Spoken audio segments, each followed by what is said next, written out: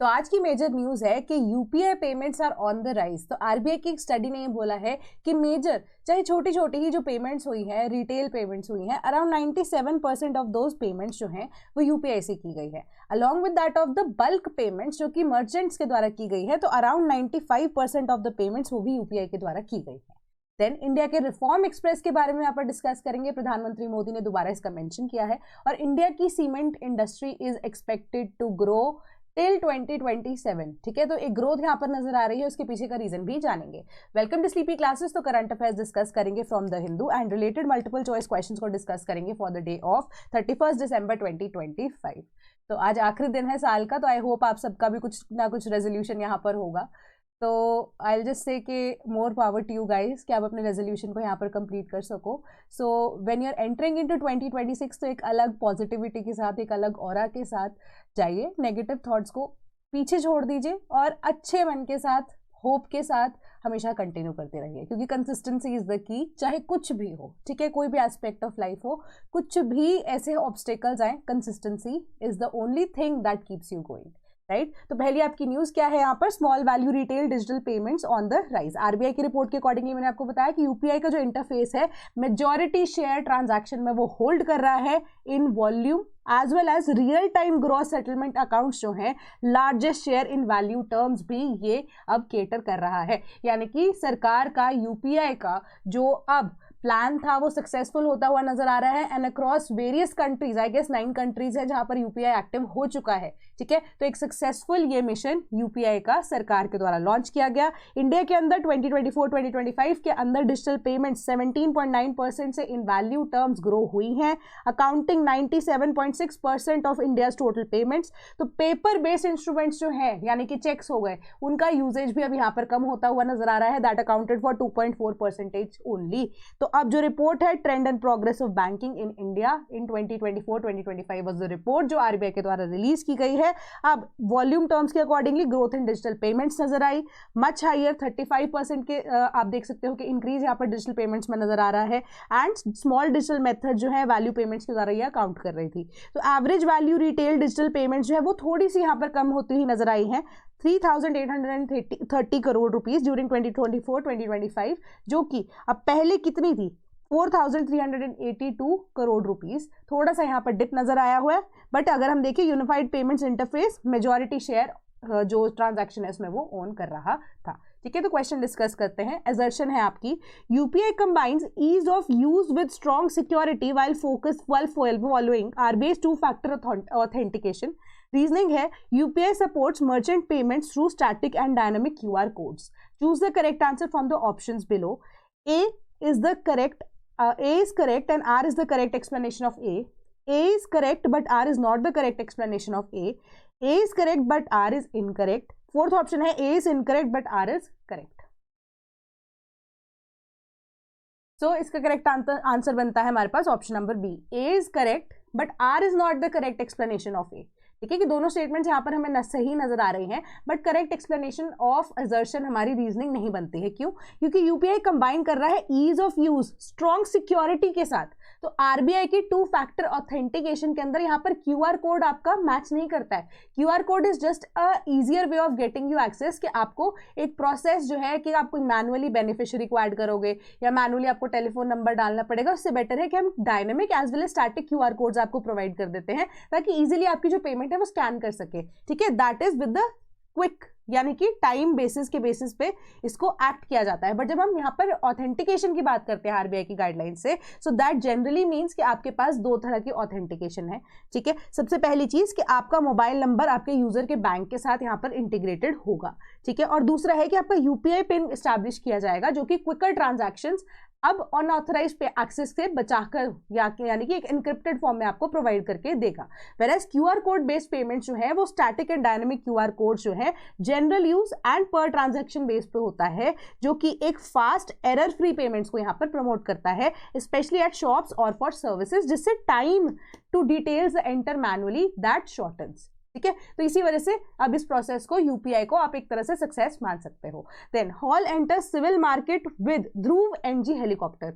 अब Dhruv NG helicopter के अंदर मेजरली आपको चीजें याद रखनी है। सबसे पहली चीज कि इंडिजिनसली प्रोड्यूस्ड है, ठीक है। दूसरी चीज ये है कि 5.5 ton light twin engine multi role chopper है ये, ठीक है। एंड तीसरी चीज आपको ये याद रखनी है कि इसके अंदर शक्ति IHI, ठीक है, शक्ति IHI जो आप कह सकते हो इंजन है वो प्रोड्यूस किया गया है स्पेसिफिकली हॉल के द्वारा भी, जो कि अगेन इंडिजिनसली प्रोड्यूस्ड है, ठीक है। तीसरा इंजन का आपका पॉइंट आ जाता है। चौथी चीज ये है कि सिंस ये मल्टीपर्पज है तो DGCA जो है, ठीक है, अब DGCA ने स्पेसिफिकली इसको सर्टिफिकेट दे दिया है कि आप अगर एविएशन सेक्टर में भी जाना चाहते हो तो उस चीज के लिए भी आपको यहाँ पर अलाउ किया जा सकता है, ठीक है, कि आप सेफ्टी को इंश्योर कर रहे हो हेलीकॉप्टर्स की जो कि रिक्वायर्ड होती है, तो उसके अंदर अगर आप अपग्रेड करते रहोगे तो और आपको बेटर सर्टिफिकेशन यहाँ पर मिलती जाएगी। But for aviation purposes also इसको यूज किया जा सकता है फॉर द करंट पर्पस। तो ये ध्रुव NG है, ठीक है, NG की बात की जा रही है, एक स्पेसिफिक वेरिएंट है ये ध्रुव NG हेलीकॉप्टर का। ध्रुव सीरीज ऑल टुगेदर अलग अलग तरह के हेलीकॉप्टर्स को यहाँ पर इंक्लूड करती है। तो इस चीज के बेसिस पे क्वेश्चन पूछा गया है। पहली चीज है the major variants of Dhruv can be used for defence purposes only. Second statement कह रही है Shakti IHI is designed to meet high altitude operational requirement and additional payload capacity. Which of the statements above is are correct? पहली statement अपने आप में extreme है क्योंकि मैंने ओनली को यहाँ पर हाईलाइट कर दिया है ना। तो अब यहाँ पर जो ध्रुव सीरीज है ना स्पेसिफिकली, उसके अंदर मैं आपको चले यहाँ पे इमेज दिखा देती हूँ। जो ध्रुव है उसका MK 1, 2, 3, 4, ठीक है। अब 1 और 2 जो है वो यूटिलिटी पर्पसेस के लिए ही है सोलली। उसके बाद जो 3 और 4 वेरिएंट इन्होंने स्पेसिफिकली बनाया वो दोनों आप कह सकते हो डिफेंस पर्पसेस के लिए भी और यूटिलिटी पर्पसेस के लिए भी यूज हो सकते हैं। तो इस वजह से आपकी जो पहली स्टेटमेंट है ना वो इनकरेक्ट हो जाती है। पहले तो है ही एक्सट्रीम, उसके अलावा भी अगर आप देखो, ठीक है, डिफेंस पर्पसेस के अलावा ये सिविल एविएशन के लिए भी यूज किया जा सकता है। देन शक्ति IHI जो है, अब क्या उसका फायदा है? इसका यही फायदा है कि अब हाई ऑल्टीट्यूड ऑपरेशनल रिक्वायरमेंट्स और एडिशनल पेलोड कैपेसिटी, क्योंकि मल्टी टेरेन्स में इसको यूज किया जा सकता है, ठीक है, ध्रुव NG को भी और ध्रुव सीरीज को भी। तो स्पेसिफिकली जो अब लाइट कॉम्बैट हेलीकॉप्टर्स हैं या लाइट वेट हेलीकॉप्टर्स जो भी हैं, अब उनके लिए स्पेसिफिकली शक्ति IHI जो इंजन है उसको डिजाइन किया गया है हॉल के द्वारा। तो अब इससे क्या हो रहा है कि पब्लिक प्राइवेट पार्टनरशिप जो अब बन के आ रही है, या जो ये सेक्टर है वो आगे अगर अब एविएशन सेक्टर में, डिफेंस सेक्टर में, मल्टी सेक्टर्स के अंदर MSMEs को भी फर्दर यहाँ पर बता सकता है कि ट्रेन कर सकता है, कोलैबोरेशंस के साथ उनको भी मौका दे सकता है। So this partnership is a deriving force, जिस वजह से अब जो आत्मनिर्भरता है, आत्मनिर्भर भारत है, बाय 2047 उसको अचीव किया जा सकता है। Then 5 dead over 1000 fall ill due to unsafe water in Indore.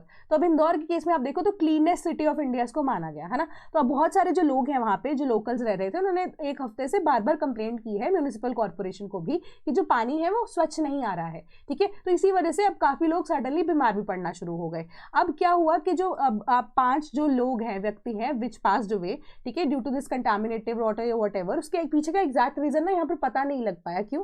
क्योंकि most of the members they were cremated, ठीक है। तो उनमें से एक जो थे वो ओल्ड एज थे, ठीक है, एक जो थे वो पैरालिटिकल थे, बाकी 3 क्रीमेट हो गए थे। तो उसके पीछे का एग्जैक्ट रीजन यहाँ पर समझ नहीं आ रहा था।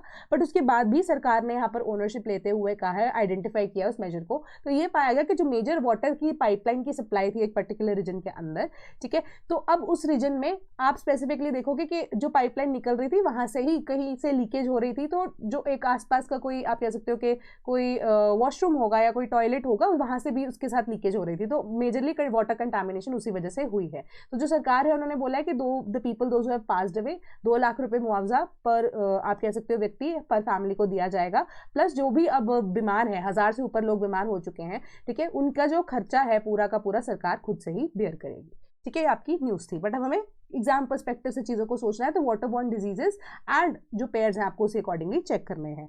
तो amoebiasis, Entamoeba histolytica, typhoid, Salmonella typhi, cholera, vibrio cholerae, ठीक है। How many pairs is or are incorrectly matched, ठीक है, इनकरेक्टली मैच्ड आपको यहाँ पर आइडेंटिफाई करने हैं। तो the correct answer is option number D, all of them are correctly match. क्योंकि जनरली कॉलरा का तो आपको विब्रियो कॉलरे से पता लग ही रहा होगा, एंड टाइफॉइड का काफी ज्यादा कॉमन आता रहता है, तो सैल्मोनेला टाइफी। एक एडिशनल यही चीज है कि एमीबाइसिस इज एंटमीबा हिस्टोलिटिका, ठीक है। तो अब इसका करेक्ट आंसर बनता है हमारे पास option number D. Then next आपकी न्यूज कह रही है यूरोपियन यूनियन का जो कार्बन बॉर्डर एडजस्टमेंट मैनेजमेंट आपका जो टैक्स है to crush aluminium steel exporters margin. तो अब क्या हो रहा है कि ऑलरेडी आप देखोगे कि 50% टैरिफ यूएस के ऊपर की तरफ से लगाया गया है ना।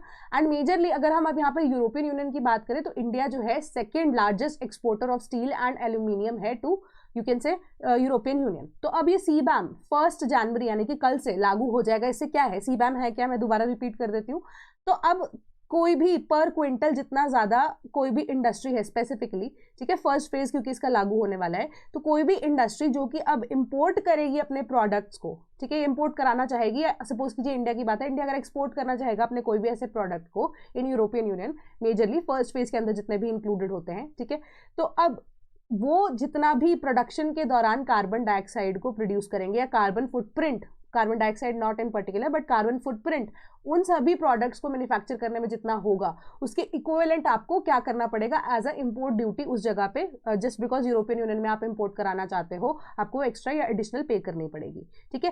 एंड माइंडेड कि सीबैम जो है वो सिर्फ और सिर्फ आप एक्सपोर्टर्स के लिए यहाँ पर लगाया गया है, बट ऑलरेडी जो वहाँ पर यूरोपियन यूनियन के अंदर जितने भी manufacturers of steel and aluminium है ना, वो काफी टाइम से इस कॉस्ट को बेयर कर रहे हैं। कैसे? क्योंकि डोमेस्टिकली भी वहाँ पे जो यूरोपियन यूनियन है उन्होंने इस चीज को अप्लाई किया हुआ है कि जितना कार्बन फुटप्रिंट उतना आपको टैक्स यहाँ पर भरना पड़ेगा, ठीक है। तो कॉम्पिटेटिव प्राइसेस की तरफ भी इसको लेकर जाया जा रहा है, बट ये जबरदस्ती क्यों की जा रही है? ताकि एक हम क्लीनर एनर्जीज की तरफ शिफ्ट करें, ठीक है। तो ये यूरोपियन यूनियन का स्टांस है। बट अगर हम बिजनेस पॉइंट ऑफ व्यू से इंडिया की कॉन्टेक्स्ट में अगर देखें तो कंपनी के पास जो पैसा होगा उसका जो प्रॉफिट मार्जिन होगा वो श्रिंक होता जाएगा रिलेटिवली, है ना। एंड रिलेटिवली श्रिंक होने के बाद क्या होगा? इन्वेस्टमेंट कम हो जाएगी। तो अब अगर इन्वेस्टमेंट अगर कम हो रही है तो आप कैसे क्लीनर एनर्जीज की तरफ ज्यादा जाओगे, है ना। तो इसी वजह से अब ये प्रॉपर जो दिक्कत है वो बढ़नी शुरू हो चुकी है। And there are certain people those are associated with this industry also, वो कह रहे हैं कि हम ऑल्टरनेटिव्स को ढूंढने की कोशिश कर रहे हैं। ऑल्टरनेटिव्स को कहाँ पर? अफ्रीका एंड वेस्ट एशिया में, जहां पर exports to European Union becomes almost unviable,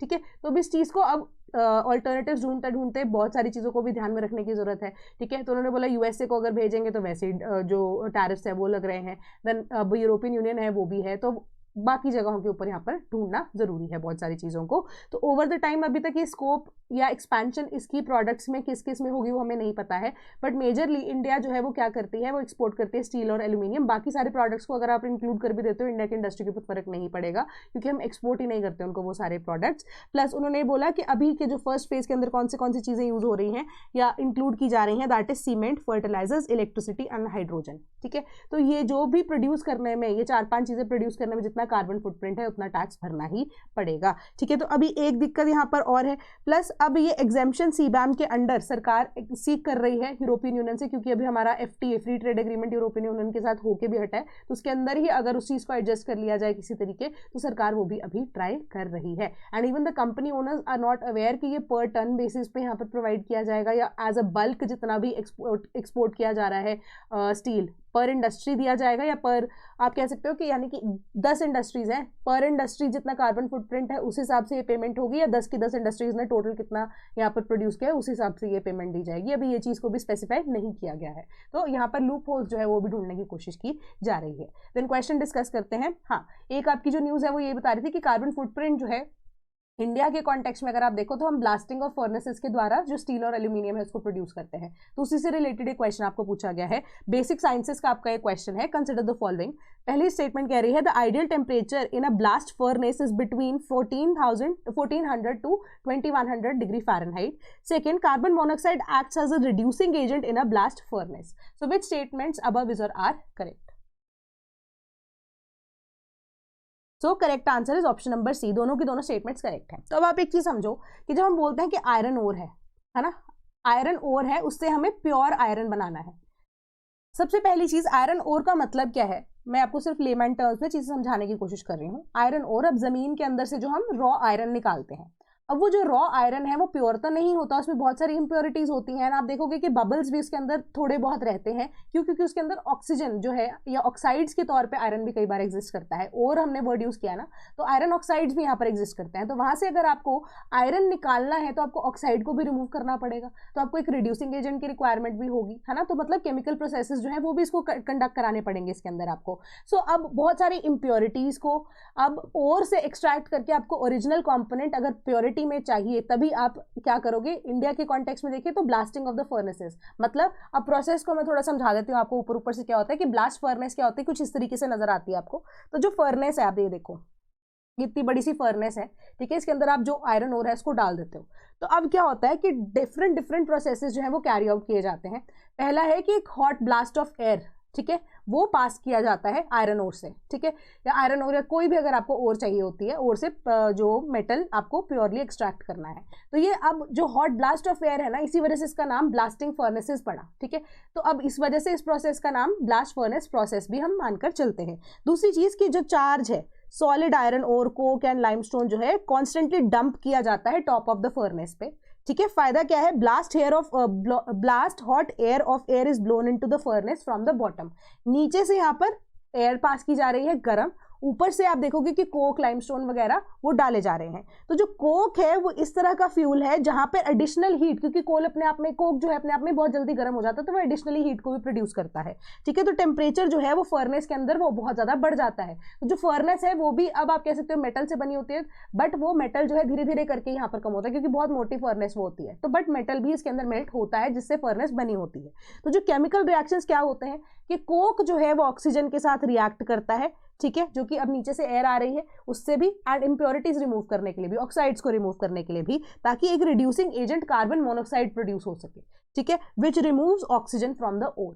then limestone react करता है इम्प्योरिटीज के साथ, ठीक है, जिस वजह से स्लैग बनती है जो at the top of the furnace vessel जो है एग्जिस्ट करती है। तो ये टॉपर लेयर जो है इसको निकाल दिया जाता है। तो हर घंटे या मोल्टन आयरन को रिमूव किया जाता है एंड फर्दर प्रोसेसिंग के लिए उसे भेज दिया जाता है। ये सिंपल सा आपका प्रोसेस होता है, ठीक है। तो अब एक बार इसको गो थ्रू भी कर लेना। Correct answer is option number C. Then China fires missile on second day of live fire military drills around Taiwan. तो अब आपको ये चीज पता लग गई है कि पहले उन्होंने लास्ट कल के दिन भी हमने न्यूज़पेपर डिस्कस किया था कि परसों उन्होंने ये पहला ऐसा ड्रिल जो है वो कंडक्ट किया बिल्कुल ताइवान के पास। तो सेकंड चीज यहाँ पर इस बार फिर से उन्होंने सेकंड डे पे कॉन्जिक्यूटिवली इसको कैरी आउट किया। तो 2 डे की जो ये war game, war code name उन्होंने यहाँ पर इसको स्पेसिफिकली दिया है जस्टिस मिशन 2025, ठीक है, जिसको ताइपेई यानी कि ताइवान के द्वारा, ताइवान की कैपिटल इज ताइपाई, ठीक है, ताइपेई के द्वारा यहाँ पर बहुत ज्यादा आप कह सकते हो कि अगेंस्ट उनके यहाँ पे हार्श स्टेटमेंट दी गई है कि दिस इज रेकलेस, ठीक है, कि आपको इस तरीके की चीजें करने की जरूरत नहीं है। But the idea comes from the fact कि यूएस के साथ एक तो $10 बिलियन की डील होनी है, प्लस जापान जो है वो यहाँ पर सपोर्ट प्रोवाइड कर रहा है ताइवान को। सो इस वजह से चाइना वांट्स कि उनके जो इंटरनल मुद्दे हैं, क्योंकि ताइवान जो है ओरिजिनली बिलोंग टू देम, है ना, उन्होंने बोला कि हमारे मुद्दे हैं हम सॉर्ट कर रहे हैं, क्यों हमारे जो अब हॉस्टाइल नेशन है हमारे द्वारा जो अलग से बना लिया गया, जो कि ओरिजिनली हमारी टेरिटरी थी, कि उस चीज के बीच में क्यों बार बार कोई इंटरनेशनली इंटरफेयर कर रहा है। कि उसके हमने वार्निंग भी कॉन्टिन्यूसली दे दी है, ठीक है, बट उसके बाद भी हम ड्रिल्स भी कंडक्ट करा रहे हैं कि ये एरिया हमारा है, कि एनेक्सेशन पॉलिसी जो चाइना को रोकेगा ताइवान की। अब एक तरह से ना मुद्दा है भड़काया जा रहा है, क्योंकि आप एक चीज को और ध्यान में रखो कि जो ट्रंप है, जब वो शी जिनपिंग से अभी लेटेस्ट थोड़ा टाइम पहले मिले थे तो उन्होंने बोला था कि Xi Jinping has promise me कि जब तक ट्रंप प्रेसिडेंट ऑफ यूएसए है तब तक वो annexation over Taiwan carry out नहीं करेंगे, ठीक है। उसके बाद से ये मुद्दा यहाँ पर भड़कता जा रहा है, भड़कता जा रहा है। भड़का कौन रहा है? चाइना को भड़का कौन रहा है यहाँ पर? Again USA as well as Japan. ये मुद्दा इनिशियली इतना था ही नहीं, ठीक है, बट अब एकदम से एनेक्सेशन को लेकर यहाँ पर मुद्दा पता नहीं क्यों बार बार उठता जा रहा है। So this is all geopolitics, क्योंकि दे वांटेड कि एक सप्लाई ऑफ सेल यहाँ पर हो सके, ठीक है, सेल ऑफ वेपन्स हो सके, वो सप्लाई जो है वो दी जा सके ताइवान को, ताकि अब बिजनेस तो यूएसए ने अपना कर लिया, साथ में अब चाइना को काउंटर करने का ये तरीका भी मिल गया, तो एक पंथ दो काज हो गए, ठीक है। पैसा भी कमा लिया उस $10 बिलियन डील से, प्लस दूसरी चीज ये है कि अब चाइना को मिटिगेट करने के लिए, क्योंकि उनकी इकोनॉमिक रिसोर्सेज ड्रेन हो सकती है, क्योंकि China was one such country जो कि अपने सिर्फ और सिर्फ डेवलपमेंट के ऊपर ध्यान दे रहा है, अपनी R&D के ऊपर ध्यान दे रहा है ना। तो अब उसको अब मिटिगेट करने के लिए यूएसए ने ये प्रोसेस को भी बार बार भड़काया। तो जियोपॉलिटिकली ये चीजें जो है बहुत ज्यादा एक्टिवेट हो रही हैं इस टाइम पे। Then India is now the fourth largest economy. Central government ने बोला कि हमने जापान को बाईपास कर लिया, फोर्थ लार्जेस्ट इकोनॉमी है। जर्मनी को भी हम बाय 2027 इफ नॉट 2030 तक हम यहाँ पर बाईपास कर लेंगे, ठीक है। एंड उसके बाद आप देखोगे कि टॉप 2 इकोनॉमीज में यहाँ पर फिलहाल यूएस एंड चाइना है, उनको यहाँ पर टैकल करने में थोड़ा टाइम लगेगा। बट अब इंडियन गवर्नमेंट की तरफ से फिलहाल ये आया है, ये स्टेटमेंट आई है कि इंडिया जो है वो लार्जेस्ट या one of the fastest growing economies in the world है।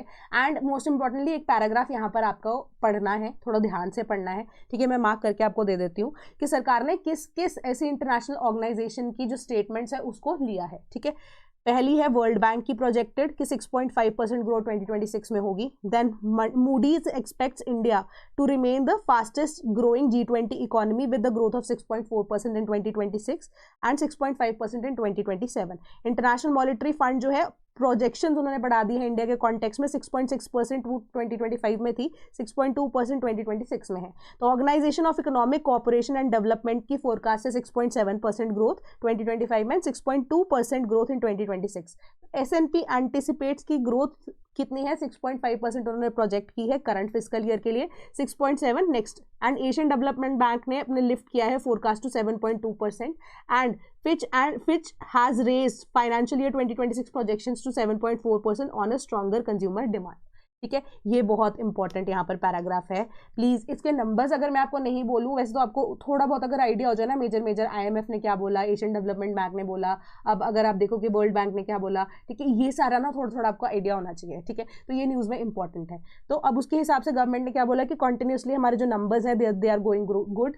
जो हमारा अब आप कह सकते हैं इन्फ्लेशन रेट है वो भी कम ही है, तो कंज्यूमेबल्स जो है वो इतना इजीली यहाँ पर लोग जो है वो प्रोड्यूस कर सकते हैं। अनएम्प्लॉयमेंट रेट जो है वो कम हो गया है, ठीक है। एंड उसके बाद उन्होंने बोला कि हम मिडिल इनकम कंट्रीज तक तो एटलीस्ट यहाँ पर पहुँचना चाहते हैं, ठीक है। तो बाय 2047 हम ये मिडिल इनकम स्टेटस जो है वो रखना चाह रहे हैं। फिलहाल डेवलप नेशन की तरफ हम बढ़ना चाह रहे हैं कि फाउंडेशन जो है हमारी स्ट्रॉन्ग है, ठीक है। तो ये सारी चीज़ों को इन्वॉल्व करते हुए इंडिया जो है फोर्थ लार्जेस्ट इकोनॉमी बन चुका है। सेंट्रल गवर्नमेंट की ये स्टेटमेंट आई है। Then open access to AI infra की इन इंडिया। तो अब यहाँ पर क्या है, AI से रिलेटेड मुद्दे को डिस्कस करने के लिए AI समिट जो लास्ट हमने कल डिस्कस किया था फरवरी के अंदर, वो ऑर्गेनाइज होने वाला है ना। तो अब इंडिया उसको होस्ट करने वाला है इस बार। एंड G20 समिट से भी बड़ा ये समिट होगा। इनडायरेक्टली ये चीज़ भी बोली गई थी न्यूज़ के अंदर। बट अब एक वर्किंग पेपर जो कि किया जा रहा है, बनाया जा रहा है आर्टिफिशियल इंटेलिजेंस के ऊपर, उसके अंदर ना बहुत सारे ऐसे मेजर्स जो है वो लिखे गए हैं जो कि अब क्या है नेगेटिव्स ऑफ AI है। एंड इंडिया को किस तरीके से अभी उसको टैकल करने की जरूरत है, ठीक है, ताकि कोई बड़ा मुद्दा यहाँ पर ना हो सके, कोई मेजर आप कह सकते हो कि ऐसी दिक्कत ना हो जाए जिस वजह से अब वो AI जो है वो नेगेटिवली इंपैक्ट करे इंडिया की इकोनॉमी को। तो इस वजह से सरकार को ये अर्ज की गई है उस वर्किंग पेपर के अंदर कि एटलीस्ट आपको AI से रिलेटेड जितनी भी अब कह सकते हो इंफ्रास्ट्रक्चरल डेवलपमेंट है उसको बनाने की जरूरत है। But there is a catch there as well कि ये इंफ्रास्ट्रक्चरल डेवलपमेंट के लिए भी अगर आप देखोगे कि 45 to 50 million square feet real estate, ठीक है, इसकी रिक्वायरमेंट भी रहेगी, प्लस पैसे की रिक्वायरमेंट भी बहुत ज़्यादा रहेगी जो इंडिया भी फिलहाल केटर नहीं कर सकता, ठीक है। एरिया की रिक्वायरमेंट है कि ऐसी कोई इंफ्रास्ट्रक्चर को बना दो, ठीक है। प्लस सबसे बड़ी बात कि जिसको आप AI डेवलपमेंट सेंटर बना सकते हो R&D के लिए भी स्पेसिफिकली, प्लस पैसे की रिक्वायरमेंट रहेगी जो भी इंडिया इतना नहीं कर पाएगा अफोर्ड, है ना।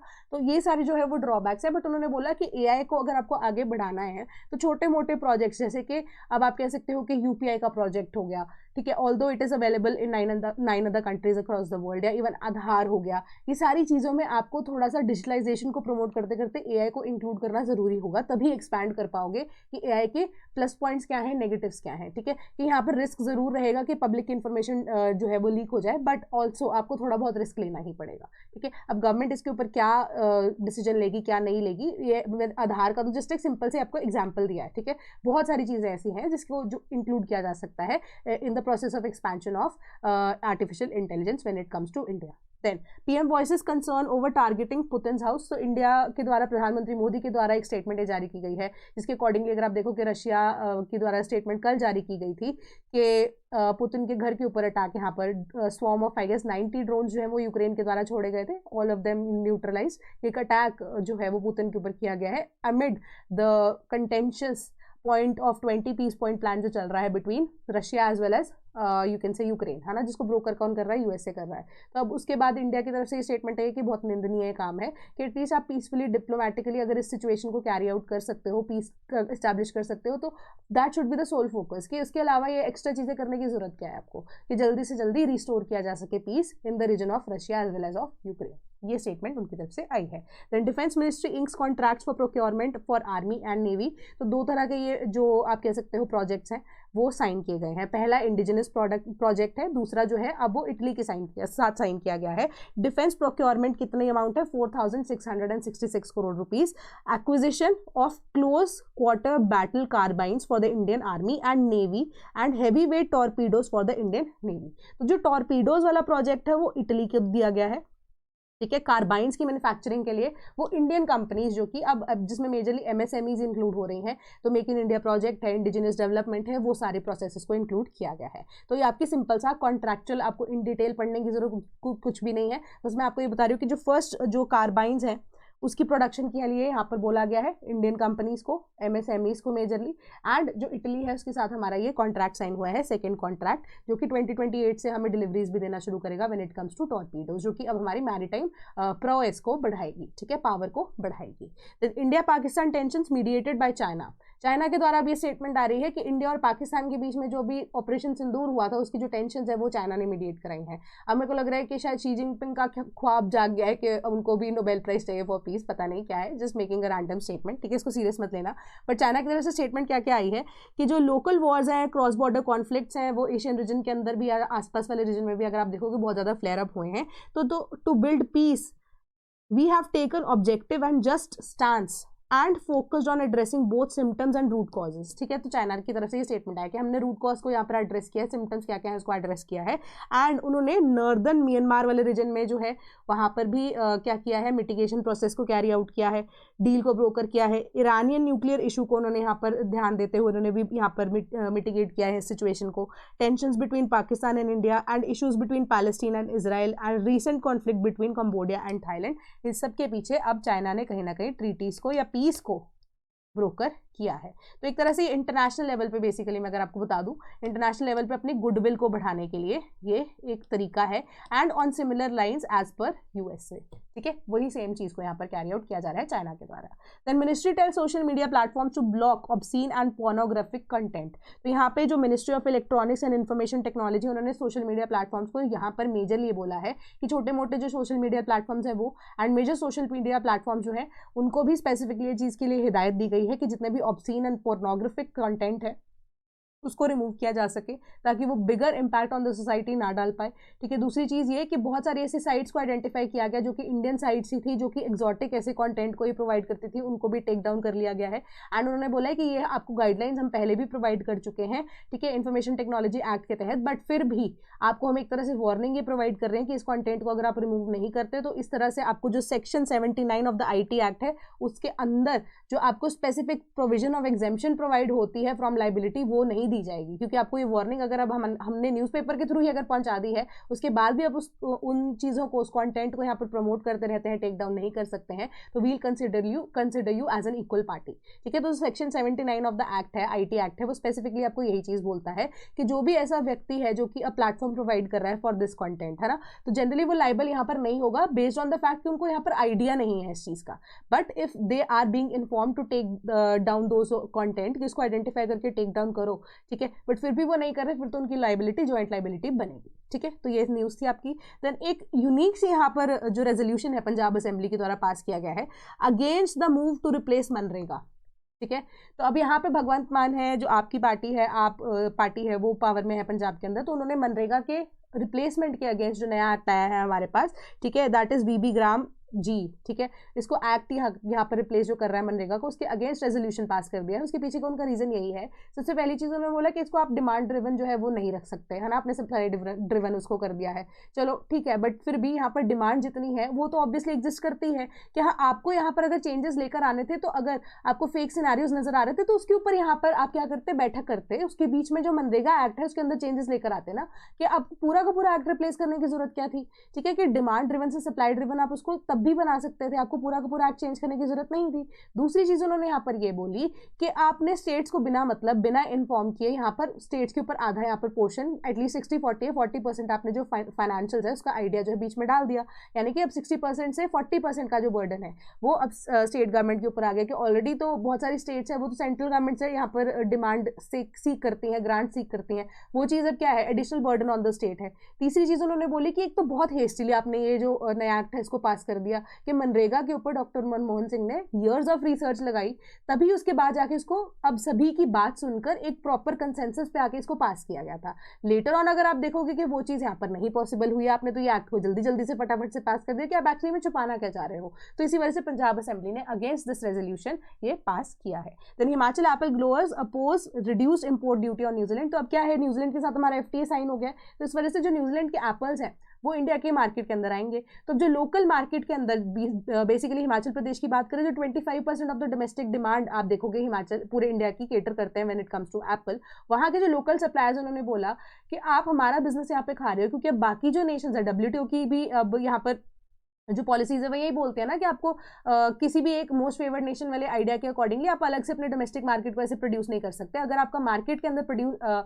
ऑब्जेक्ट आ जाता है या इवन की कोई किसी भी तरह का गुड्स अगर मार्केट में आ रही है तो इक्वल रिप्रेजेंटेशन मिलेगी उसको आपकी जो डोमेस्टिक गुड्स है उसके साथ भी।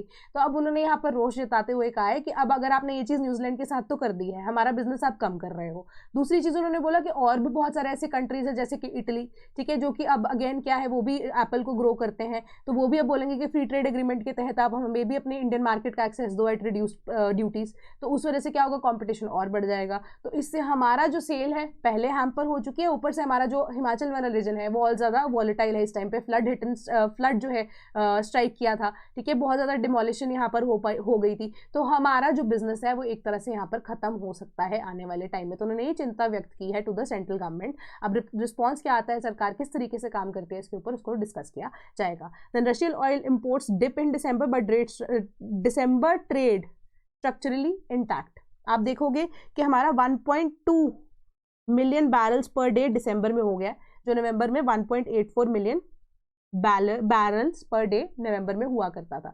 बट बाकी ऐसे बहुत सारे ऐसे जो इनिशिएटिव्स हैं फर्टिलाइजर्स का हो गया, मल्टीपल ऐसी चीज़ें जो है रशिया के साथ हमारा वो वाला ट्रेड इंटैक्ट है। एंड इंडियन जो कंपनीज है अभी भी परचेज कर रही हैं जिन रशियन कंपनीज से ऑयल, वो सैंक्शन नहीं है, ठीक है, नॉन सैंक्शन एंटिटीज हैं, उन्हीं से ये क्रूड ऑयल को परचेज यहाँ पर किया जा रहा है। तो अब जो ट्रंप एडमिनिस्ट्रेशन है उन्होंने भी ये चीज़ को क्लियर कर दिया था कि 50% में जो 25% जो टैरिफ्स हैं वो सिर्फ और सिर्फ रशियन ऑयल की वजह से ही नहीं किए गए हैं, there are multiple reasons to it. Then some EPM guidelines, EPM क्या है अब आपके पास फॉर द स्कीम्स जो कि एक्सपोर्ट प्रमोशन मेथड्स को यहाँ पर बताएगी, गाइडलाइंस इशू की जाएगी सेंट्रल गवर्नमेंट के द्वारा इस हफ्ते के अंदर, दैट इज एक्सपेक्टेड।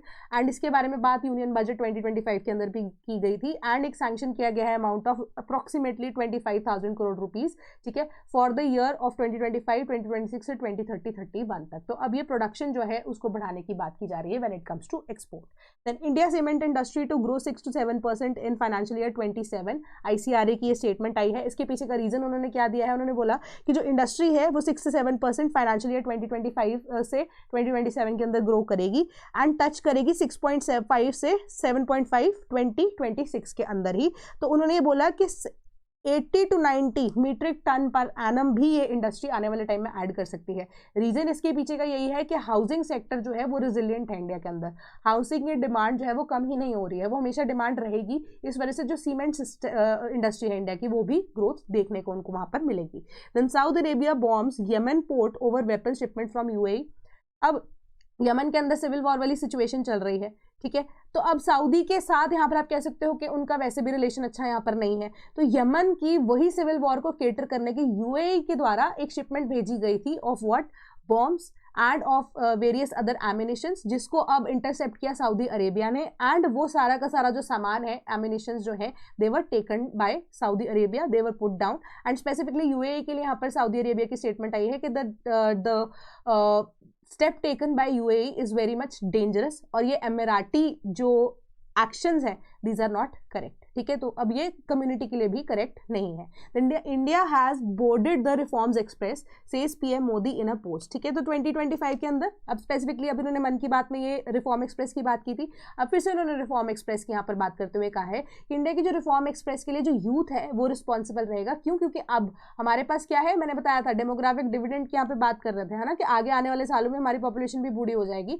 बट अभी हमारे पास यूथ की परसेंटेज ज्यादा होने की वजह से उनकी जितनी भी कैपेबिलिटीज है उनको आइडेंटिफाई करके उन रिसोर्सेज को किस तरीके से बेटर तरीके से अप्लाई किया जाएगा, वही हमारी रिफॉर्म एक्सप्रेस का एक मेजर रोल है, मेजर इंजन की तरह वो प्ले कर रहे हैं कि पास्ट 11 ईयर्स के अंदर ये जो रिफॉर्म्स है कॉन्टिन्यूसली नेशनल मिशन के अंदर भी इंक्लूड किए गए हैं, आने वाले टाइम में भी किए जाएंगे। आत्मनिर्भर भारत 2047, विकसित Bharat 2047। Then Trump warns Iran of strike if it revamps nuclear program. तो अब ट्रंप ने इजराइल के साथ मीटिंग थी उनकी, कल नेतन्याहू के साथ मीटिंग थी ट्रंप की, तो अब इस चीज़ के ऊपर डिस्कशन होनी थी हिजबुल्लाह के ऊपर एंड इवन पैलेस्टीन के ऊपर हमास वाली सिचुएशन क्या है ना, बट उन्होंने यहाँ पे ईरान को लेकर डिस्कशन भी की है इजराइल के साथ मिलकर, कि अब इजराइल के साथ मिलकर उन्होंने ये भी देखा था ट्रंप ने कि जून जुलाई के आसपास जो ट्रंप ने जितने भी मेजर रीजन है ईरान के उनको डिस्ट्रॉय कर दिया था न्यूक्लियर रिलेटेड जो साइट्स थी, but it has come to their knowledge now कि उसको वापस से रिवैम्प किया जा रहा है, क्योंकि ईरान ने यहाँ पर इंटरनेशनल एटॉमिक एनर्जी एजेंसी के साथ IAEA के साथ भी कंप्लायंस वापस से करने से मना कर दिया था, है ना। तो अब उसका जो है आउटकम ये देखने को मिल रहा है कि Iran is up to something. तो ट्रंप ने वार्न किया है कि अगर इन्होंने रिवैम्प करना शुरू किया ऐसा सिचुएशन तो हम बिना किसी संकोच के वील स्ट्राइक देम हार्ड के वो वापस से we'll get the hell out of them, है ना, कि बहुत ज़्यादा उन्होंने एक स्ट्रिक्ट एक्शन ईरान के लिए स्पेसिफिकली बोला है कि अगर ऐसा कुछ होता है, कोई ऐसी नॉन कंप्लायंस होती है, न्यूक्लियर एनर्जीज बनाई जा रही है, वापस न्यूक्लियर एनर्जी को यूज़ किया जा रहा है, वॉरेट्स बनाए जा रहे हैं जो कि compliance with the policies of international standards नहीं है, तो a strict action which Iran will remember for their life time, वैसा कुछ लिया जाएगा। Then Iran designates Royal Canadian Navy as a terrorist organisation. Canadian Navy को उन्होंने एज अ टेररिस्ट ऑर्गेनाइजेशन बना दिया। मतलब टेररिस्ट ऑर्गेनाइजेशन लगाने का मतलब क्या होता है कि एक तरह से पोर्ट्स के ऊपर सैंक्शन है, या किसी भी तरीके से आपको बिजनेस हमारे वाले रीजन के अंदर कैरी आउट नहीं करने दिया जाएगा, आपकी तरफ से जो सामान यहाँ पर भेजा जाएगा उनकी कंट्री में उसके ऊपर बहुत सारे टैक्सेस होंगे, है ना, या तो वो अलाउ ही नहीं किया जाएगा। मल्टीपल चीज़ें जो है एक टेररिस्ट ऑर्गेनाइजेशन की तरह घोषित करने पे ये चीज़ होती है। सो स्पेसिफिकली 2012 के अंदर कनाडा और ईरान के जो टाइज है वो कंप्लीटली खत्म हो चुके थे, सेवर हो चुके थे, आफ्टर जब उन्होंने रियलाइज किया कि ईरान के एक्चुअली में मंसूबे क्या है यहाँ पर, कि ग्लोबल पीस को इस्टेब्लिश करने के लिए Canada took a step back and जितने भी रिलेशन जो उन्होंने ईरान के साथ अपने खत्म कर दिए थे, एंड उसके बाद अब ये चीज़ जो है कनाडा के साथ वापस ईरान ने की है। Then 2026-2027 के UPSC के foundation batches as well as other batches are live now. So you can go on our website that is www.sleepyclasses.com. तो आप कोर्सेज को चेकआउट भी कर सकते हो, ठीक है। सो अब उसके बाद अगर आप देखोगे कि UPPCS इवन के बिहार का जो पेपर है उसका भी फाउंडेशन बैचेस जो है वो भी अब लॉन्च हो चुके हैं। वेबसाइट पे जाकर आप इसको भी चेकआउट कर सकते हो। तो आप हमारे टोल फ्री नंबर 1800-890-3043 पे भी कॉन्टैक्ट कर सकते हो in case you want to enquire about something. Then cp.classes@gmail.com पे भी आप हमें ईमेल करके जितने भी आपकी क्वेरीज है वो पूछ सकते हो। लेक्चर में कोई डाउट हो तो कमेंट सेक्शन में मुझे जरूर बताना, एंड वैसे भी आपके पास टेलीग्राम ग्रुप है, वहां पर भी अगर आपको कोई डाउट होता है तो आप मुझसे पूछ सकते हो। So that is all from my side today. Thank you so much.